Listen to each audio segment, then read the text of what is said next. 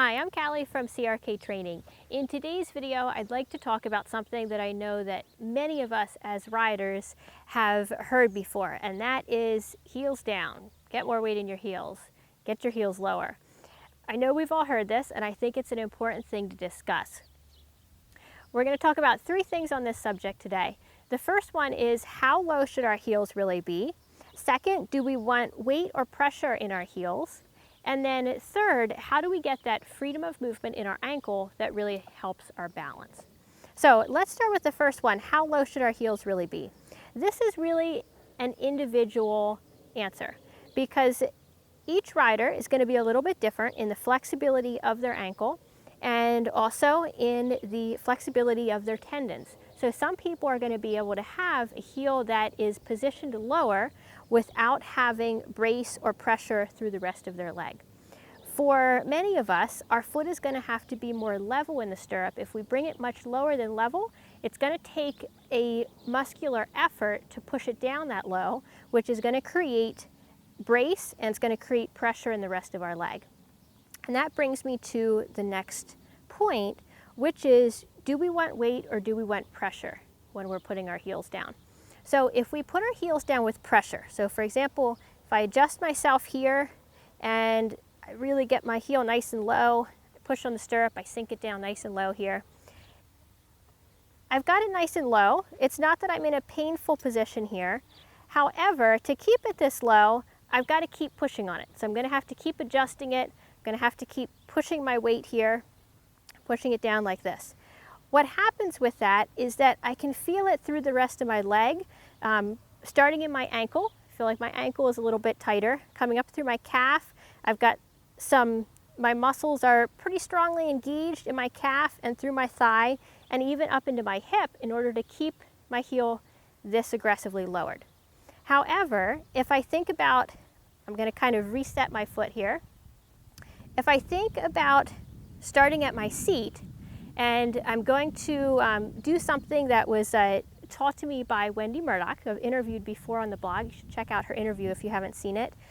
She's a great trainer and she's a great person for rider biomechanics.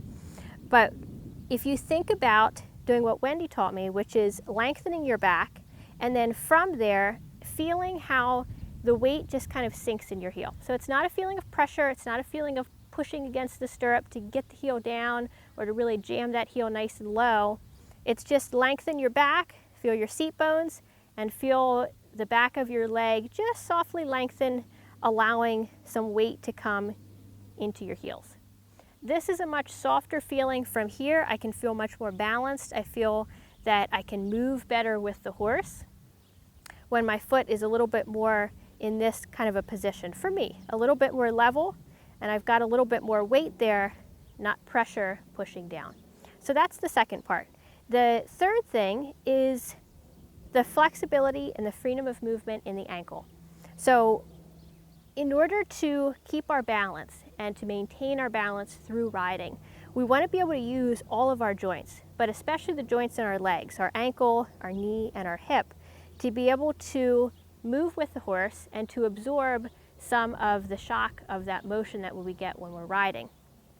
If we have our joint braced by aggressively lowering the heel and putting a lot of weight there, then that joint isn't going to be able to move freely. Whereas we can keep that joint soft and we think more about riding on the balls of our feet with just weight in our ankle instead of pressure, or weight in our heel instead of pressure, then our ankle has a lot more freedom of movement. So that as we're riding, the ankle can flex and the ankle can adjust a little bit to help keep our balance as the horse is changing and the horse is moving underneath of us. So these are three things that are really important for understanding heel position. Heels down is actually something that I don't often say to my students when I'm teaching riding lessons, just because I find that the words heels down make us riders do this sort of thing. So we start to push on the heel and we try to get it down as low as we can.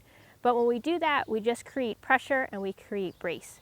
Where if we can think about changing some things in the rest of our position, finding a leg that is engaged but still soft and giving us that flexibility in our ankle, this is what is going to do the most for us in terms of our balance riding. So thank you for watching. I would love to hear your comments on this topic, how many times you've heard heels down, and what your thoughts are. So to join the conversation, go to crktrainingblog.com. That's where I post all my videos. It's where the best comments and the conversation happens. I would love to see you there, and thanks for watching. I'll see you in the next video.